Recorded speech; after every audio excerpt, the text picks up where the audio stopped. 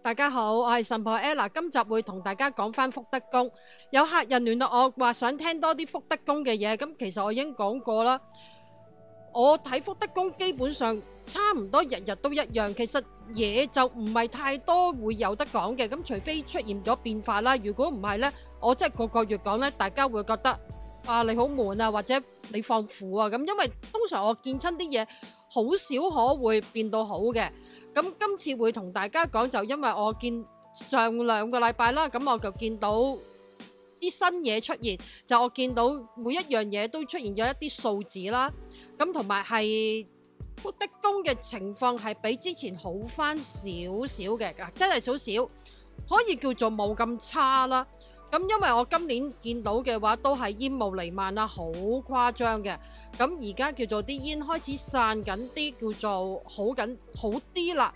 咁煙代表乜嘢呢？就係我喺外圍見到嘅，咁啲人嘅屋裏邊都有啦。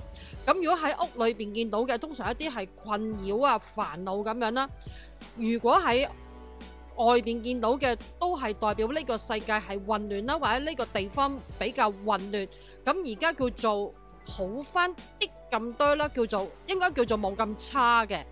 咁啊講翻啲數字啦，咁我早2個禮拜見到呢，就係每一樣嘢呢，上高都會出現一個金黃色發光嘅數字。咁啊係一紮嘅。有啲多有啲少，咁啊唔係全部都發光，咁啊其中就係話例如喺米缸嗰度啦，咁我會見到一紮數字，咁啊得一個數字會發光嘅啫。咁我喺度一直喺度，其實我開頭唔知咩嚟嘅，咁當然我同朋友傾㗎，一定話係咪代表你啲財產啊、運氣啊嗰啲咁嘅福分啊嗰啲有幾多啦？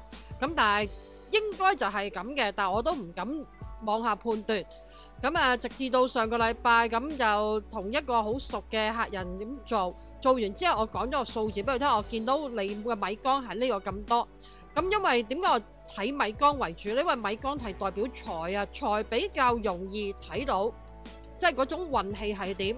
咁如果你話睇人際關係啊、嗰啲健康啊，比較難睇到啲啦，因為都要長時間。但係財運可以分咗，可能好快就已經睇到噶啦嘛。咁我當初我記得唔知我睇到係36定係37嘅，咁我同佢講，咁問翻佢啲財運大約係點啦。咁佢都話佢都係打份工，麻麻地，冇即係咁多年都係咁上下啦。但係跟住計翻嚟講嘅，咦？你咁講嘅話，如果我計翻埋我嘅儲蓄啊，即係連埋政府工嗰啲強積金啊，追嗰啲，咁我基本上我又可以我嘅生活可以頂到30零個月嘅喎，咁樣。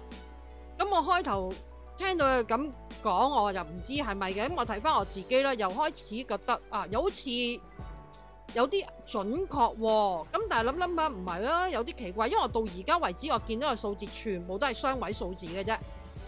咁冇3位數字嘅。咁當然而家就係話好多人嚟講都有層樓啊。即係嗰啲已經供滿啊，嗰啲冇理由唔計噶嘛，都係你嘅資產嚟噶嘛。咁如果計翻嘅冇理由都係淨係雙位數字嘅啫。咁跟住我再睇，咁今個禮拜開始我再睇呢，咁咦佢個數字唔同咗咯喎，咁變咗多咗少少，變咗67啦。咁佢嘅財政冇理由一下子嘅儲蓄多咗咁多，問佢有冇改變呢？又可能中咗6合彩，中咗1萬，我唔知噶嘛。或者可能股票呢，咁佢就話其實冇乜特別啦，因為可能佢真係打份工啦，又冇賭錢啊嗰啲。咁我睇翻自己，咁研究到嘅話，就真係可能係關於嗰一輪嘅財運，因為我自己都有變化嘅。咁而嗰個財運就係唔一定係嗰一輪咯，因為可能係嗰一日㗎咋。咁我見到係出現咗少嘅變化，又覺得啊好似係咁，但係可能有其他嘢會影響到。咁我初步研究到係咁樣嘅啫。咁其他嘅我真係要慢慢再研究下其他嗰啲啦。咁你話睇啊，有啲人我同我朋友講，佢話咁樣嚟講，你係咪去到如果去到90幾啊嗰啲可以即刻買6合彩呢？咁但係其實就係好難睺得到嘅，同埋你本身有其他嘢影響，因為我未知道其他嗰啲對呢個數字嘅影響有幾大。咁我而家暫時嚟講都係關於嗰種運氣嘅啫。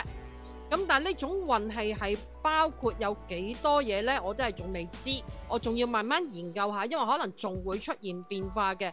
咁同埋我見到就係話一個位置有一紮數字咧，有多有少，咁有啲咧就係冇發光嘅，咁其中一個就係發光，咁代表咩意思呢？可能呢個都係有一個影響性。咁我要慢慢再研究下啦。我相信大家應該都好有興趣聽呢個，即係知道之後係點咯。咁其實我都好有興趣知嘅，所以我都會繼續落力研究下呢啲數字嘅。咁好啦，今日就係咁多，好，我哋下次再見，拜拜。